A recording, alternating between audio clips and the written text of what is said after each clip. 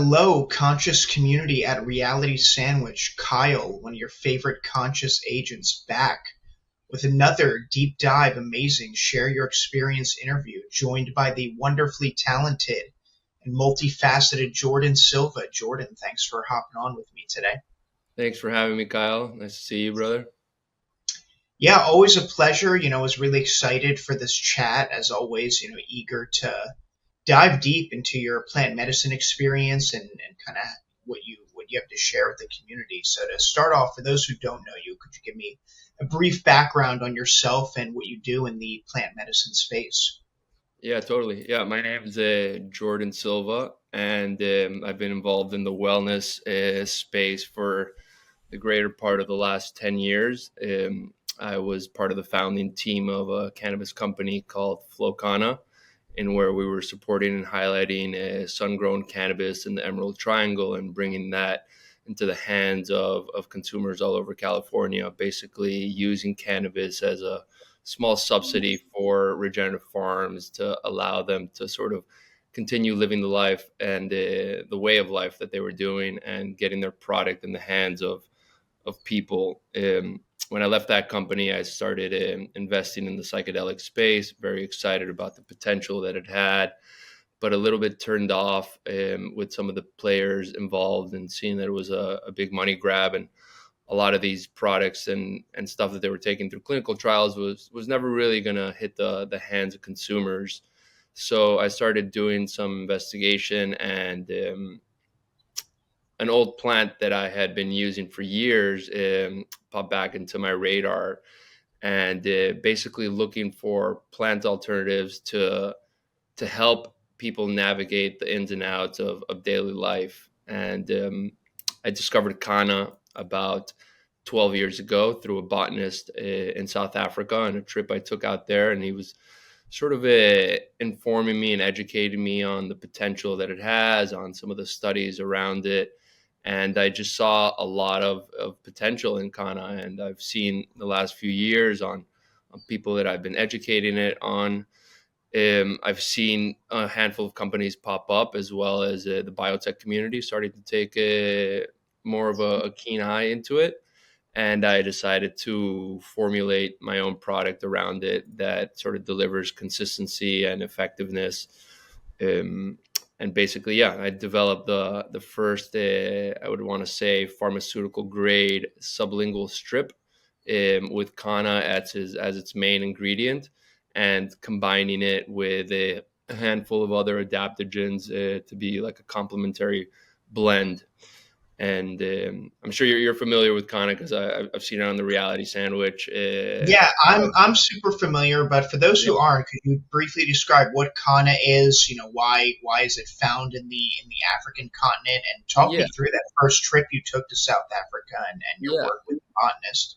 totally. Yeah. So Kanna is basically it's a plant indigenous to South Africa. It was traditionally chewed, brewed, or smoked by the Khoi and the Sans tribes. It's been used for hundreds of years. It has a really interesting alkaloid profile, and it contains these active alkaloids like mesembryanine and mesembrinone that basically interact with the serotonin transporter, and it acts as a natural SSRI, and that's what the studies have been showing. So, sort of promoting like a calming and uplifting effect without being hallucinogenic. um, it operates similar to SSRIs, but it's naturally occurring, and it's considered fast acting. So that in itself is a very powerful tool to allow people to navigate stress, anxiety, treat mild depression without having to be on pharmaceutical meds.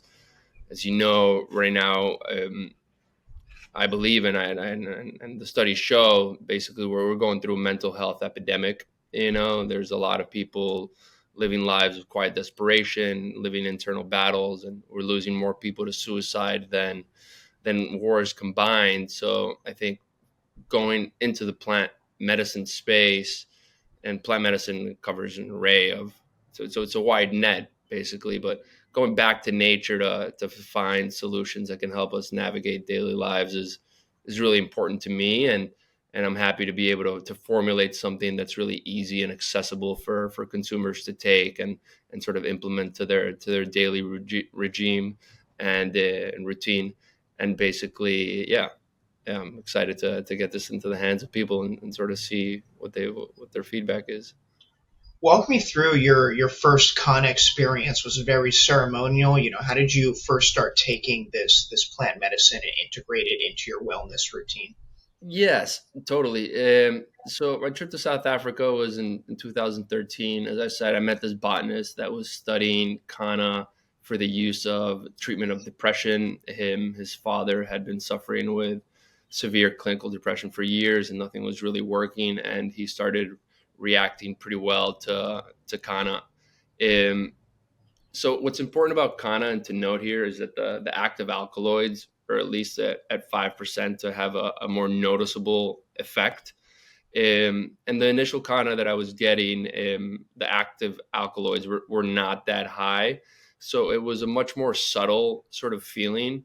And it was more for like prolonged use, almost like a daily microdosing protocol of Kanna. And at the time, things were pretty aligned in my life, and I was feeling pretty good. So I didn't necessarily get a noticeable first experience.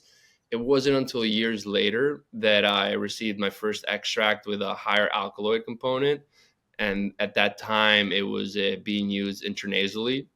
So I did it during a meditation. And what I felt was like this sort of like subtle euphoria, like throughout my body. I felt really at ease. I felt really centered. And the meditation was really deep, and that was my first sort of felt experience with the plant. And since then, I've tried it in various form factors, and I have sometimes changing effects from it, but they're all on the euphoric, mood enhancing, grounding feeling. At higher doses, though, Kana can feel a little bit more than mildly euphoric, in the sense that it can act as what they're coining as nature's MDMA. So people have been using it more on the recreational side to alleviate social ease, to not sort of take heavier substances, to replace alcohol.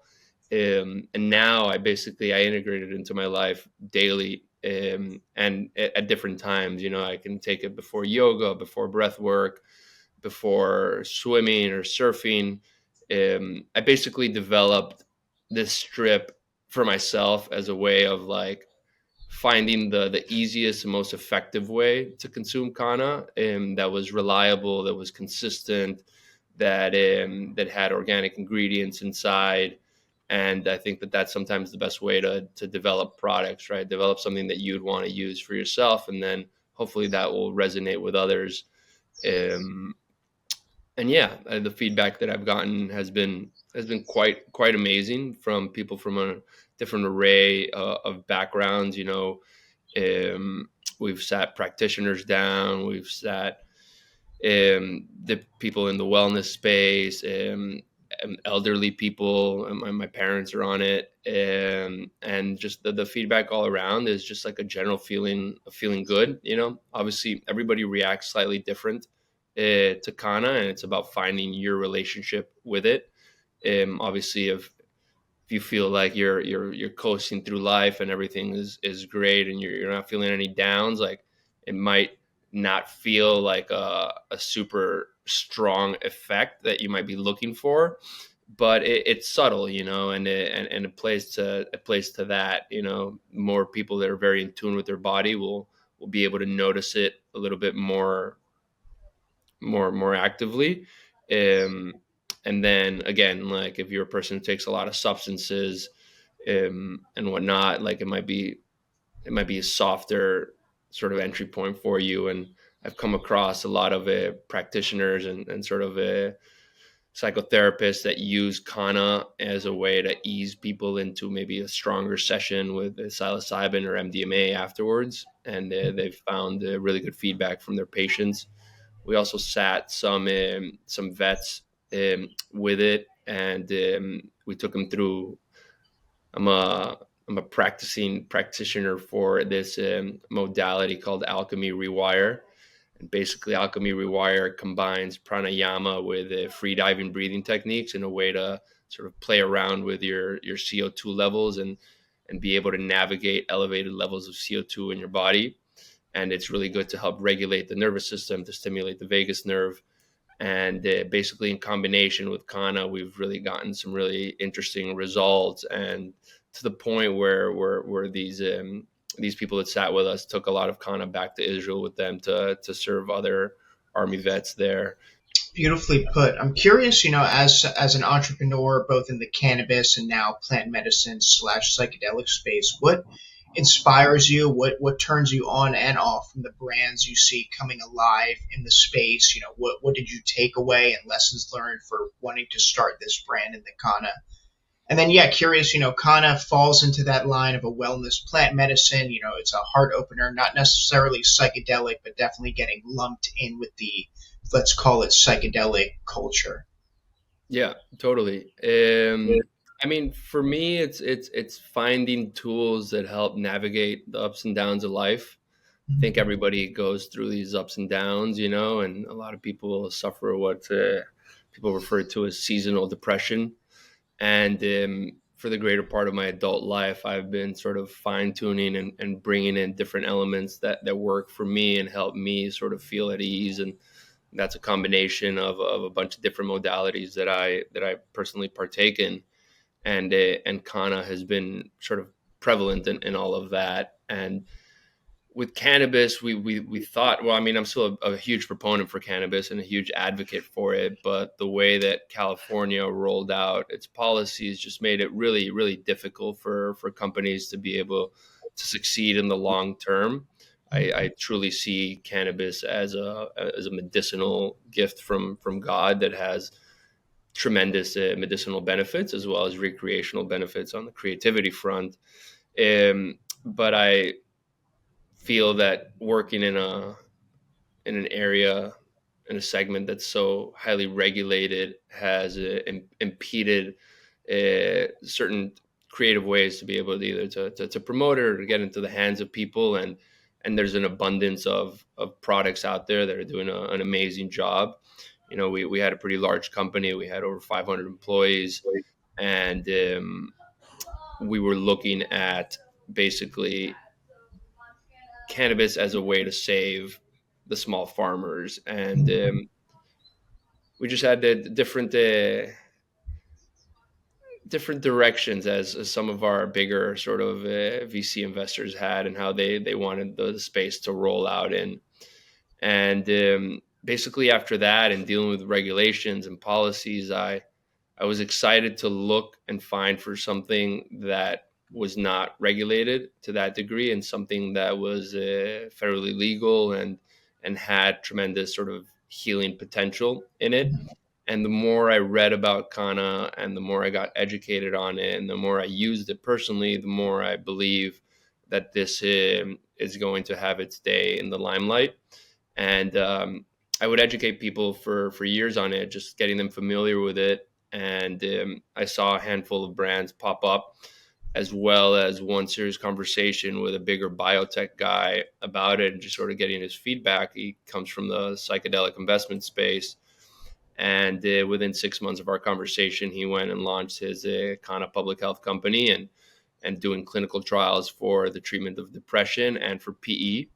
So there's some studies being done on its effect on premature ejaculation for men.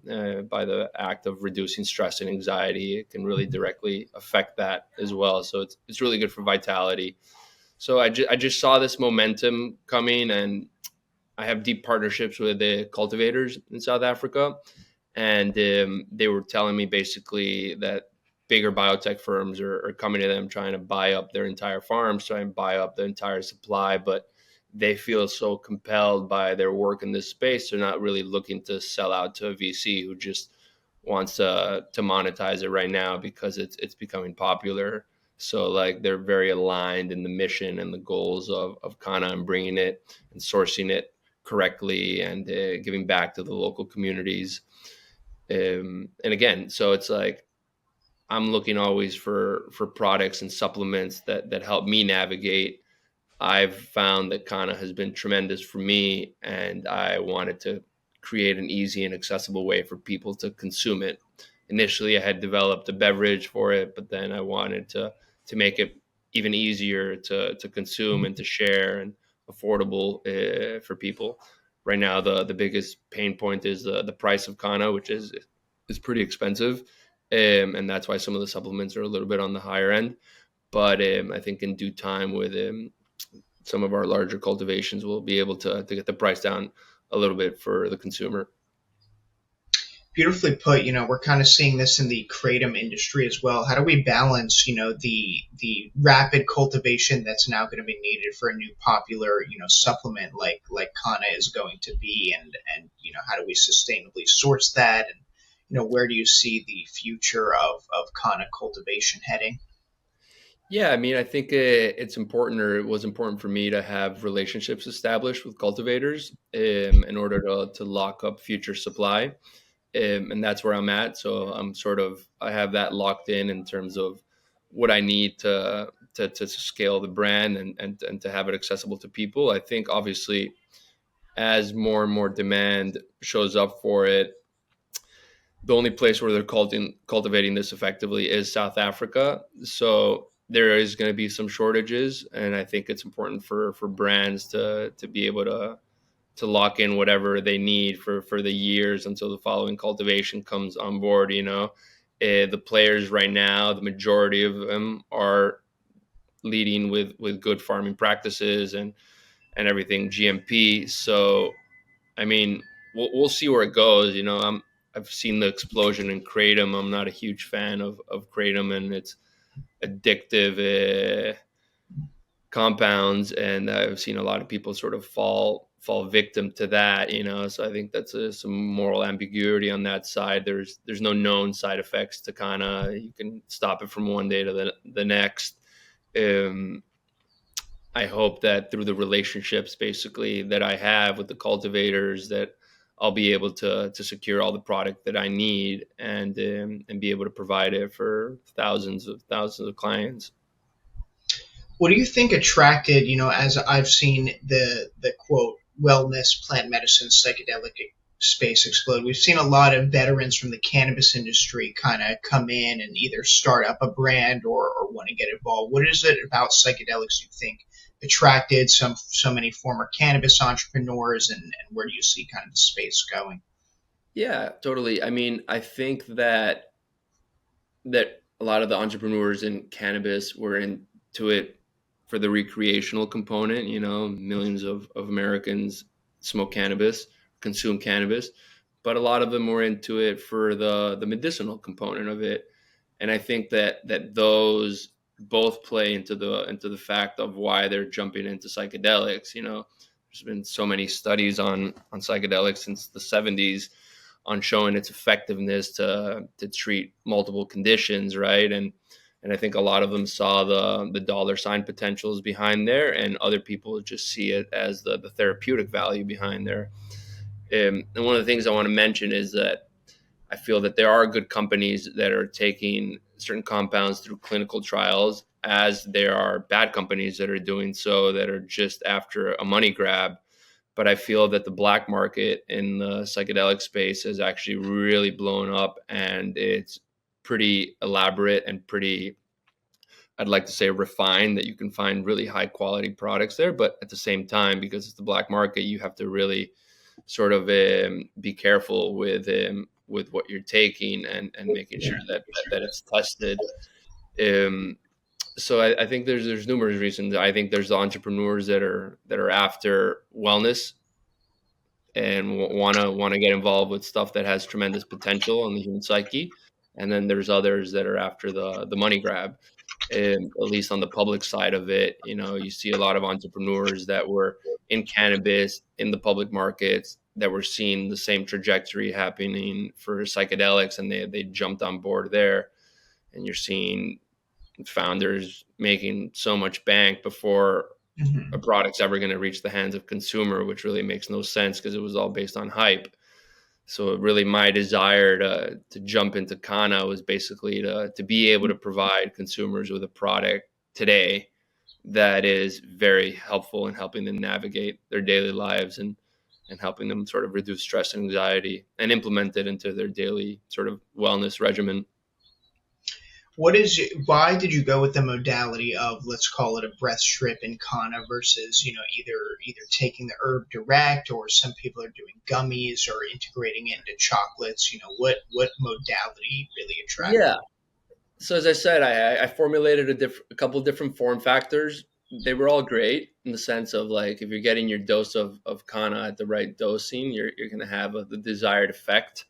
I wanted to make it really easy to consume, to be able to take with you, to have in your pocket, to share with friends, to travel with. So it's like the beverage didn't really make sense. Like it would have made sense, but the price point would have been about $8-9 can. Um, the powder itself is great, but it's not really convenient to have powder jar Mhm. in your pocket or easily to share it with friends or to give somebody to try. The chocolates are good. I've always found that chocolate is a good medium to add different alternatives. People have been using it for cannabis. They're using it for psilocybin. They're using it for MDMA. Again, I didn't find it super convenient to have a chocolate bar in your pocket. It can melt. It's not easy to share.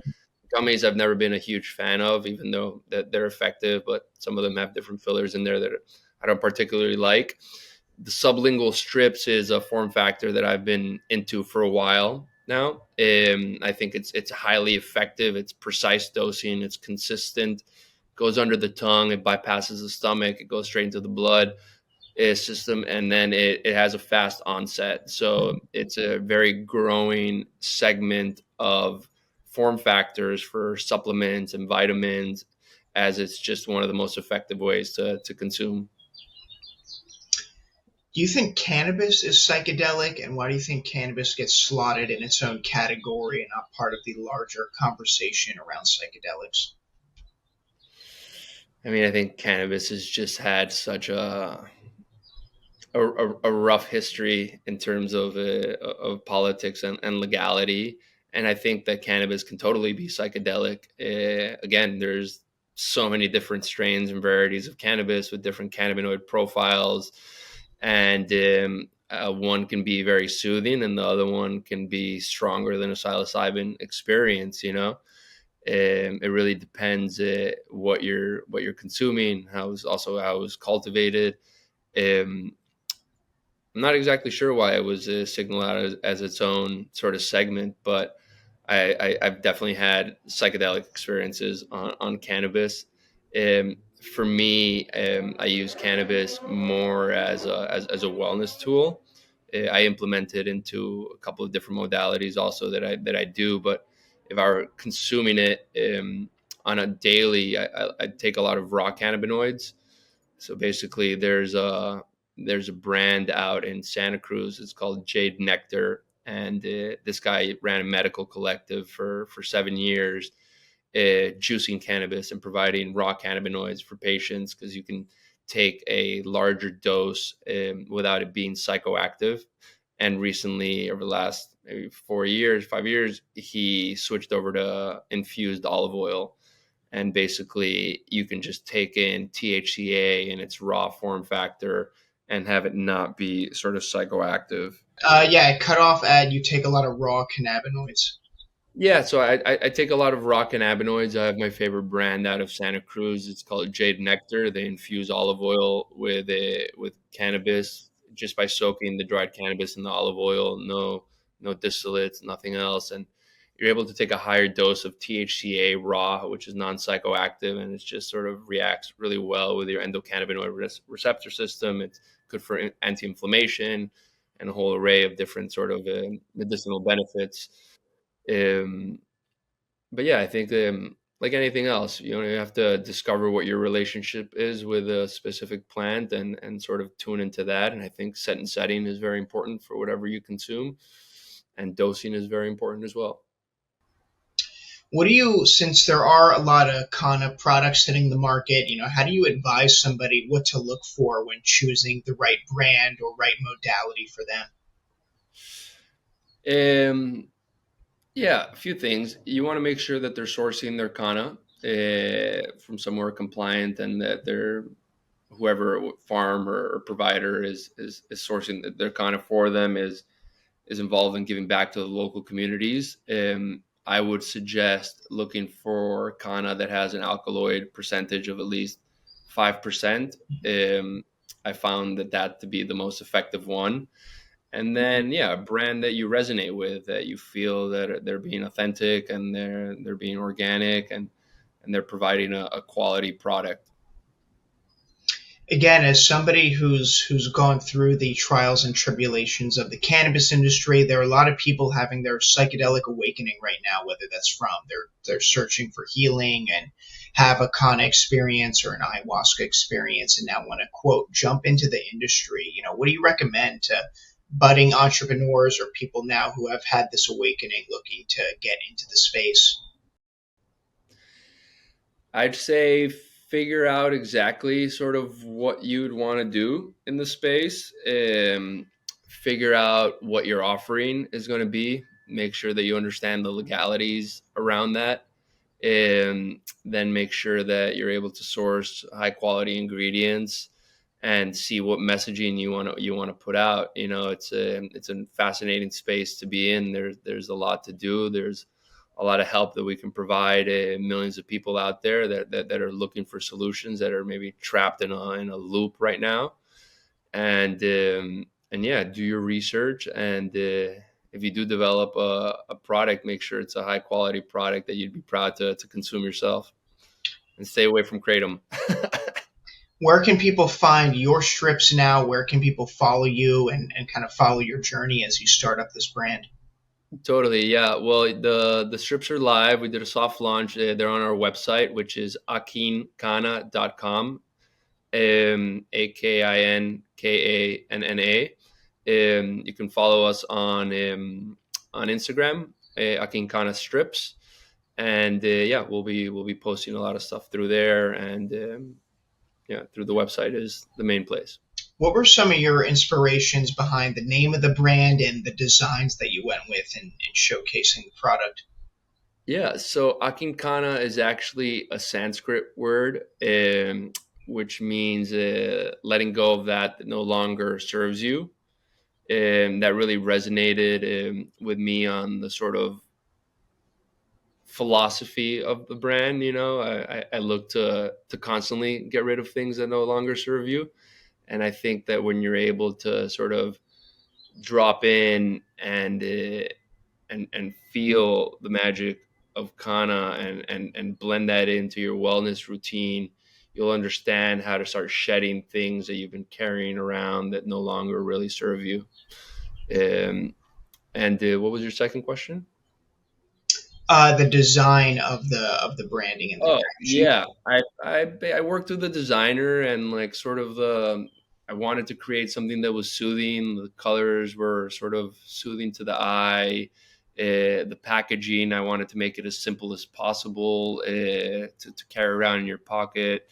And so the package right now basically has 15 strips inside, individually wrapped, so you can share it with friends, you can share it with family, you can have other people try it.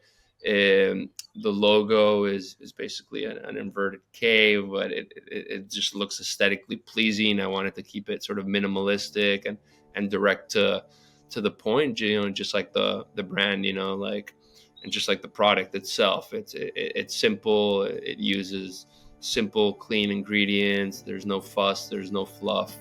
It's just trying to provide you a consistent experience every time. Beautiful, Jordan. Well, thank you for the time today. Looking forward to tasting Akin Kanna and sharing it with our RS community. Awesome, man. I appreciate you, brother.